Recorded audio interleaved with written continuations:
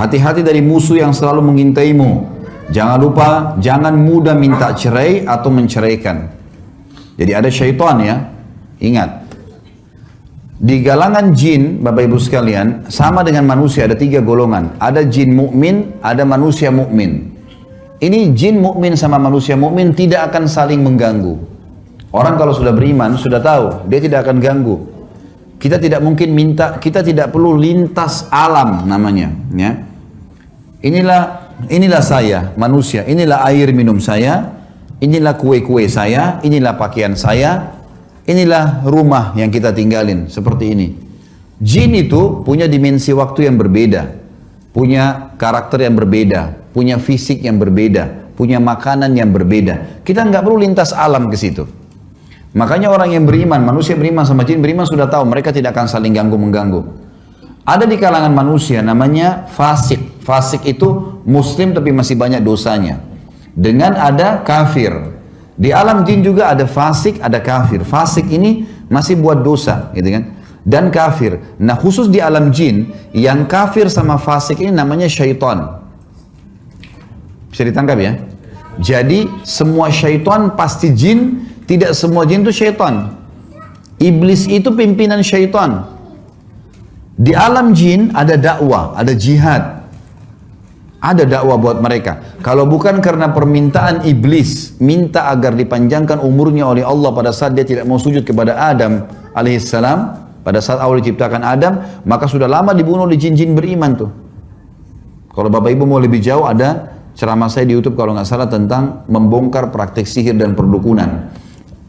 Panjang lebar saya jelaskan tentang masalah syaitan. Intinya teman-teman sekalian, syaitan ini berusaha untuk menyesatkan manusia. Dan yang paling jadi target utama tadi saya bilang hadisnya adalah iblis, perceraian suami istri. Hati-hati. Saya bilang jangan mudah minta cerai. Bapak-bapak ini ibu-ibu, bapak-bapak jangan mudah menceraikan. Cerai itu seperti kalau ini Quran ini teman-teman sekalian dikemas rapi plastik begini, taruh baik-baik dalam sebuah rak, di dalam sebuah laci, kuncinya simpan. Ini jangan disentuh. Ini sesuatu yang sangat mulia. Ini hanya dipakai kalau darurat. Kata cerai itu darurat. Pasangan kita jahat, tidak jalanin kewajiban, ya, ahli maksiat. Nah, baru kita pakai itu. Jangan cuma tidak dibelikan baju, ibu-ibu suaminya telat atau bantu ibunya, kemudian kurang uang bulanan langsung minta cerai. Bagaimana caranya dia menghapus status ibunya tuh, gitu kan? Ini kan semua harus diperhatikan. Sama bapak-bapak juga begitu. Sedikit-sedikit ancam istrinya, kalau gitu saya ceraikan kamu, kalau gitu saya ceraikan kamu. Ini nggak boleh kata-kata cerai ini. Saya subhanallah kaget waktu masuk di salah satu pengadilan ya. Saya pernah lewat di pengadilan di Surabaya, saya pernah lewat di pengadilan di Jakarta. Ada angka di situ, antri nomor 396, nomor 405. Saya tanya orang-orang pengadilan, apa ini Pak? Ini orang antri mau cerai Pak. Antri mau cerai.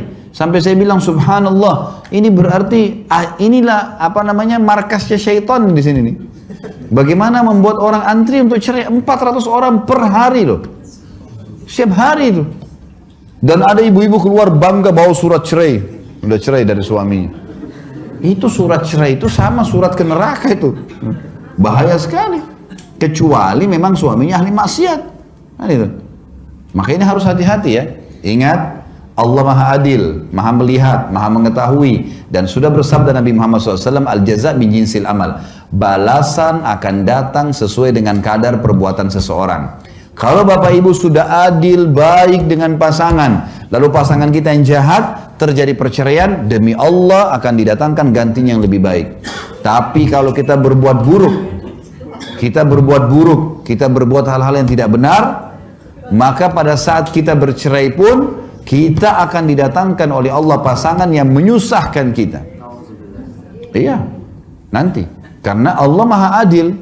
Kalau Allah sudah kasih pasangan yang baik, yang soleh dan solehah, sudah tinggal jalanin kehidupan, tinggal tunggu kematian, mati masuk surga itu. Kenapa harus rumitin kehidupan, gitu kan? Ada banyak perempuan kasus di Jakarta begitu. Gara-gara digoda sedikit sama suaminya sibuk kerja, suami sudah menganggap Bapak Ibu sekalian, ini istri saya sampai hari kiamat, sudah sampai meninggal. Saya biasa bilang sampai istri saya begitu. Kita menikah ini bukan menikah 1-2 hari loh ya. Saya akan nikah dengan kamu, ini saya terima kamu jadi istri saya sampai saya pinang kamu di akhirat. Saya mau bawa kamu ke surga bersama saya. Jadi nggak ada kata-kata cerai dalam rumah tangga ini.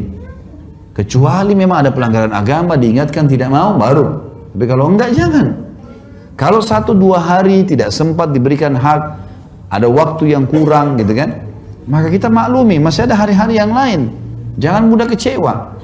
Banyak orang minta cerai atau menceraikan hanya karena kekecewaan-kekecewaan yang masih bisa diobatin sebenarnya. Hati-hati, syaitan selalu membuat orang itu bercerai. Dan ingat kata Nabi SAW, jangan main-main di 3 hal: pernikahan, rujuk, dan perceraian. Jadi nggak boleh Bapak Ibu bilang begini, misal ada temannya punya anak perempuan, kita punya anak laki-laki, masih kecil nih. Lalu saya bilang sama teman saya, nanti kalau besar anakmu jadi nikah sama anak saya ya. Kalau dia bilang iya, ini terikat nih anak.